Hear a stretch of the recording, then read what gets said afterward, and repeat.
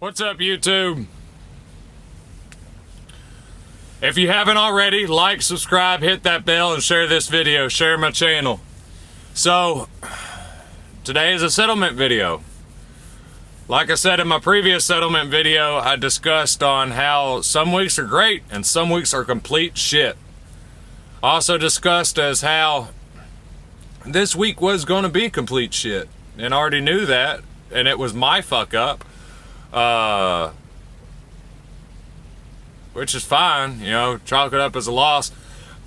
If I calculate in my per diem per day, I had more per diem than I had money coming in. So I don't have to take any taxes out. The $200 is going to my family. So that I think it was 211, 210, something like that. So the last one, after taxes, I took right at like 2,200. So in 2 weeks, it's 2,400. So it's still okay, you know. It's $1,200 a week. No, $1,100 a week. Fuck, what is that? $1,200 a week. Yeah, $1,200 a week, 2,400. And I still got 2 more paychecks for this month. I've got the week I'm working right now, which I'm grossing out very well. But here's the catch. So, since that shitty week, they did not take all deductions out, so I would still have something coming in my bank account, which is good on them. You know, they're not trying to rape us drivers like a lot of the leases do. If you don't make enough to cover your shit, you're just in the hole, and that's that. But this one doesn't, and I like MGR for that reason also. But since it was such a good week, I'm not going to take as much as I could. It balances out the same, but for that 1 week, if I didn't have the deductions rolling over, I would take home more than I will take home. So I sat down, I calculated some stuff. And I'm guessing I'll still probably be about 2,200 to the bank account. That's before taxes, though. Before taxes. So not even calculating any of the tax stuff right now. So we got 2771 and 200. We'll just break it at 200 at $11. No, it don't matter. So 2771, that's 2871, no, 2971. Let's say I do get just 2,100 take home. This is this next check. I still $5 grand. $5 grand still. So 49, 29. Yeah, that's still $5 grand. 29 plus 21. That's 50. Then you tax on the grand part. That's $5 grand. And then I still have Christmas week.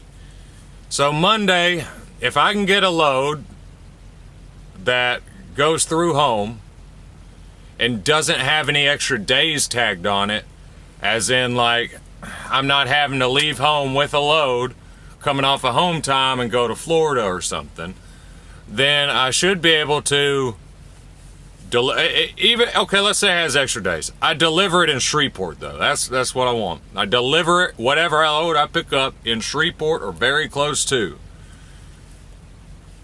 And then leave out, and I still have all the way until that following Monday to make whatever I need to make to bring home at least $1,000. That's $6 grand in my bank account. And like I said, we're not doing taxes. So if I run, you know, that there with a 34-hour reset, I think I could still take home over 1,200 for that week of Christmas. Of course, if it comes out a week after, or it hits my bank account a week after, scan in Monday, the Monday after Christmas, and then that Friday I get the settlement, and then I'm confusing myself. Yeah, that Friday I'll get the settlement, and then that Monday I'll hit my bank account. They have Monday to Thursday process it all, or calculate it all, then Friday to process it all. Friday by about 5 o'clock, I'll get it in my email. So next Friday will be my settlement video of this good week, and we'll sit down, we'll calculate what I'm sitting at, total net before taxes. So we'll call that my gross. No, that's not right. Whatever. We'll call it just my net before taxes. Then that's what it'll be. So yeah, so I should still average out an okay month. Starting out with this company, it was rough. I'm not even gonna lie, it was a little rough. But like I said, me and my wife knew it was gonna be rough starting out. It was a learning experience for me. The weather causes the rates to drop, so rates are lower than if I would come in a few months later than now. So I was probably taking home about $800 every week. Maybe averaging out about 1,000 every week. When I very first started with this company, that wasn't too long ago. That was in October, middle of October. So I've only seen checks over $1,000 4 times, I guess, maybe. But it averages itself out. Because if I have those $1,800 weeks or this $2,700 week, and I'm still making $800 to $900 a week on the other weeks, you divide that extra $800 on that 1,000, divide that up in between the weeks, and you're still sitting at about 1,000, 1,200 a week take home before taxes. And then you have your write-offs that you can do, so you don't have to. How I understand it is you calculate in your write-offs from your net that week,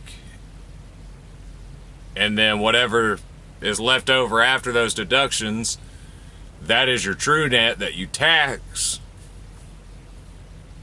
A simple way to do it at the end of the day, but really you're taxing your whole net. If you don't want to get too in depth and crazy with the math, you just tax your whole net for that week, and then at the end of the quarter is when you add up all your deductions, all your write-offs you can write off, and then that it balances itself out the same way of the confusing way I just said about deducting your taxable deductions, your tax write-offs, deducting that from your net that week, and then that whatever new net you have, you tax that. It gets confusing like that, so I'm learning it. I don't know if that's really how you're supposed to do it, so don't quote me on that. I'm not a financial advisor. I'm not giving you any legal advice. I'm not giving you any financial guidance. I might throw in some advice from just a regular human standpoint, but don't come at me if your taxes get screwed up and tell me that, oh, well, you told me to do this. No, I say this is what I do. I don't know if you're supposed to. So take that shit with a grain of salt of how I do stuff, because it could be total jacked up and screw you up in the end. But that's that. Peace out.